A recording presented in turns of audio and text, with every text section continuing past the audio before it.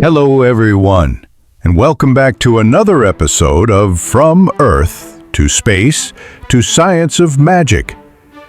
Before we dive in, let's take a quick look back at what happened last time. Adam, Sarah, and their crew crash-landed on a mysterious world where magic thrives. Striking a fragile bargain with the Harris, they found safety, at least for a while. But peace was short-lived. The Dark Ones marched, their forces overwhelming, and though the Harris sent aid, it wasn't enough. Traps were sprung, lines shattered, and hope began to fade, until the Nuris arrived, shifting the balance of the battlefield. Yet victory came not just from strength, but from Adam's keen eye. He uncovered the hand of necromancy behind the enemy ranks. With Borak and his dragon's uncanny sense of smell, they tracked the necromancer and burned him to ash, breaking the Dark One's hold. And so, as the smoke cleared, new questions arose about light magic, its true power, and the uncertain future that lies ahead. Now get yourself ready, and let's begin. The Nuris, a tribe thought long extinct, whispered about in half-forgotten stories. Their armor bore the faint shimmer of light magic, but not fully realized, like a candle struggling to become a flame. Yet even so, they radiated strength. They wielded not only light, but fire, wind, and magic unknown to the humans or Harris. And in the sky, they were unmatched. At their front flew a single figure, broad-shouldered, spear in hand, his black wings cutting through the air with precision. His eyes scanned the battlefield like a hawk's, taking in every movement, every weakness. This was Borak, leader of the Nuris, a warrior whose strength was matched only by his intelligence, and whose senses could pick out the smallest shift in the tide of war. With a sharp command in a language none of the humans knew, Borak's forces dove. Spears crashed down from above, shattering dark armor and driving back the enemy ranks. Wyverns swept low, scattering soldiers with gusts of wind from their wings. A dragon landed with the force of an earthquake, its roar shaking loose stones from the ridge. The battlefield changed in an instant. The humans and Hariths rallied, striking harder, pushing forward. And for the first time that night, the enemy lines wavered. Adam locked eyes with Borak across the chaos. There was no smile, only a silent understanding.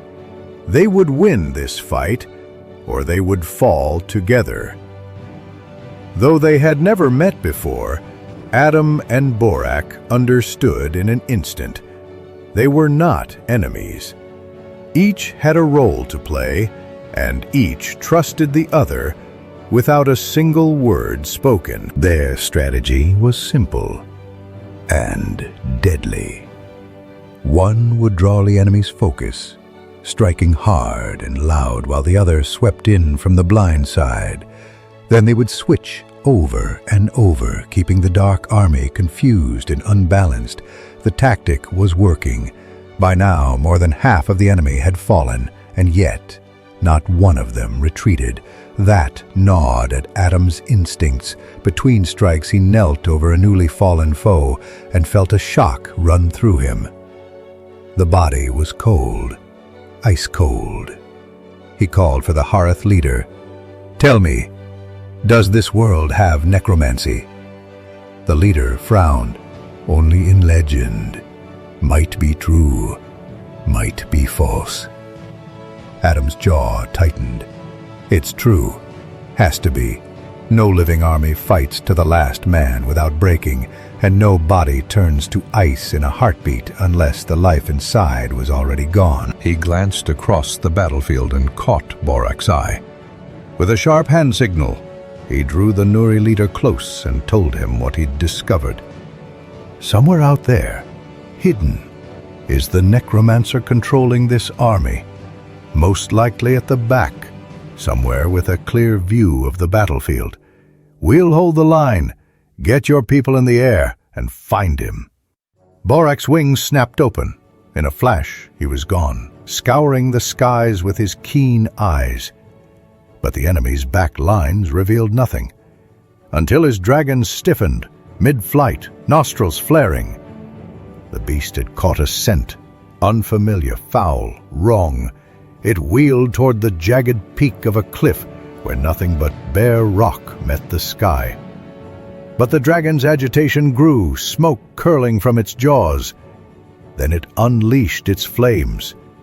The fire rolled over the stone like a wave of molten gold, burning away the air itself.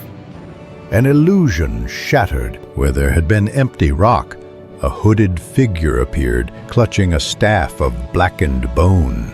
The necromancer barely had time to turn before the dragon's breath consumed him, fire hot enough to melt the cliff beneath his feet.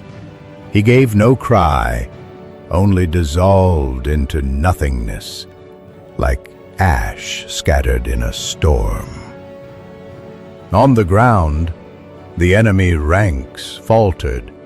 One by one their forms unraveled, turning to dust and blowing away on the night wind, until the battlefield was cleared out of dark soldiers. The silence after the battle was deafening. Where moments before the air had been filled with the clash of steel and the roar of magic, now there was only the crackle of dying fires and the slow hiss of cooling armor. The survivors stood among the fallen, breathing hard, their weapons still raised as if expecting another wave. But the enemy was gone, every trace of them blown away like dust in the wind. Adam lowered his sword, the glow of light magic fading from its edge. Across the field, Borak landed with the force of a hammer, his dragon folding its wings behind him.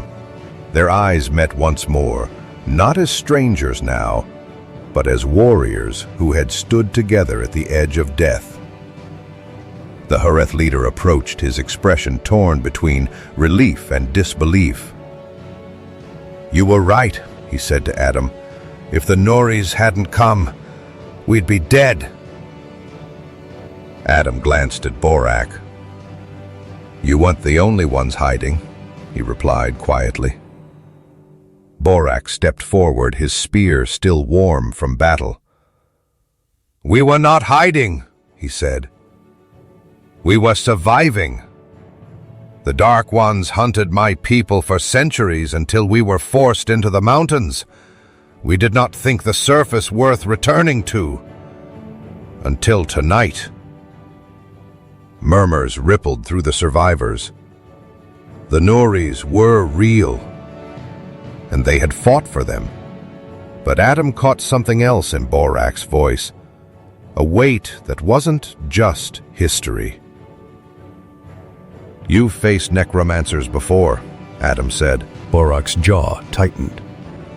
"Yes, and this one."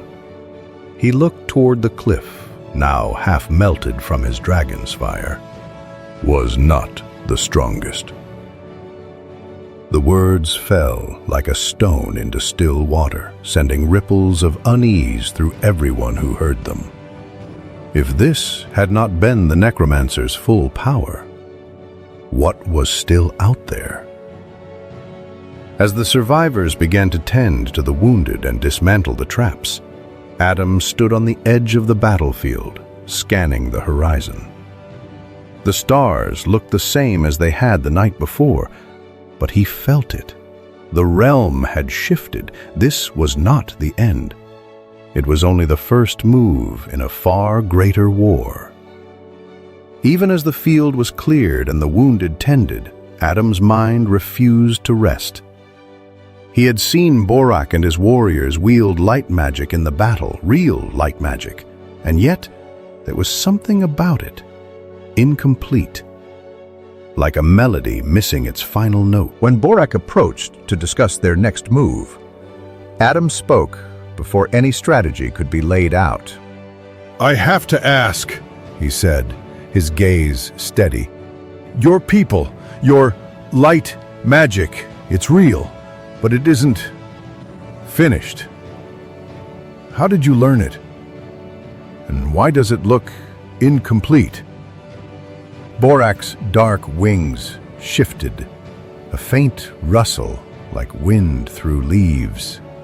For a moment, the Nuri leader said nothing, his sharp eyes measuring Adam as if weighing what to reveal. Finally, he spoke. "It was given to us," Borak said, "long before the war with the Dark Ones began. My ancestors were taught the art of light magic by a stranger, not of this realm, not of any we knew. But before the teaching was complete, the stranger vanished. Some say he was killed, others that he fled." Adam frowned. "And you've been using only fragments of what he taught you ever since?" Borak nodded once.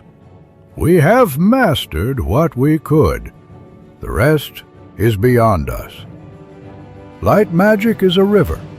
We have learned to drink from it, but we do not yet know how to change its course." Adam's mind raced.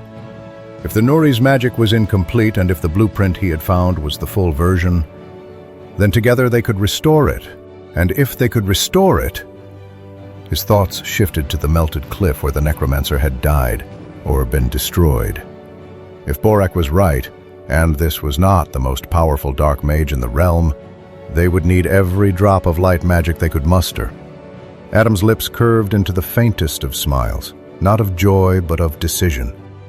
"Then maybe it's time we finish what your stranger started." Adam's curiosity wasn't finished. As they stood at the edge of the battlefield, he slowly raised his hand. Light gathered along his arm, spilling across his armor in a radiant glow, then flowing down into his sword until the blade burned like a captured star. This will be the end of the episode. Hope it was to your liking.